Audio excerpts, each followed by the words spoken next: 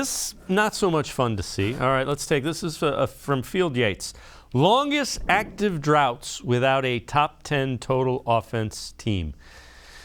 Dolphins goes all the way back to 1995. Browns 2007, so second longest active, and the Texans at 2012. Now, the Dolphins and the Browns, I think you trace that back to all the quarterback issues. The Texans had Deshaun Watson and Hopkins, but not much else.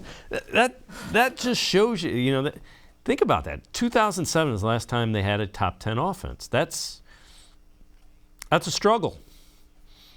Yeah, you're going back several head coaches, several GMs, all the way back to the days of Derek Anderson. Yeah. Back when of course, Braylon Edwards, Kellen Winslow, Joe Jurevicius. You had an older Jamal Lewis who at times looked like he had the fountain of youth back in 2007. Didn't quite look like the guy who had almost 300 yards against the Browns, but still very good. But, part of that obviously, goes to the fact that they just haven't drafted well historically, in that time in the offense. They have never found, the Joe Burrow, Patrick Mahomes style quarterback. Obviously, they're hoping Baker Mayfield is that guy, but time's kind of running out on that.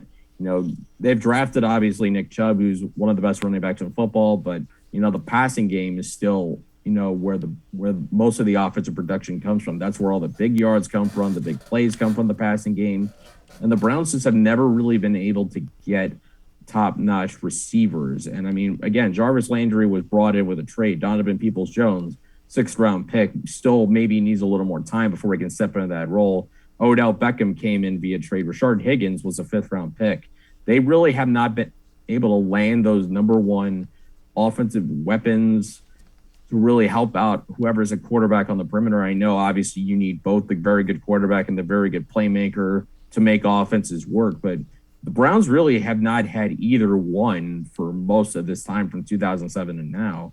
I think they're closer to quarterback, maybe not where they necessarily need to be, but they got to bring playmaker up to kind of at least meet that. Then maybe we could start to talk about them closing out potentially a top 10. It's going to take a little more personnel-wise for that to happen. I agree. You got to show me some guys that threaten the defense other than Nick Chubb.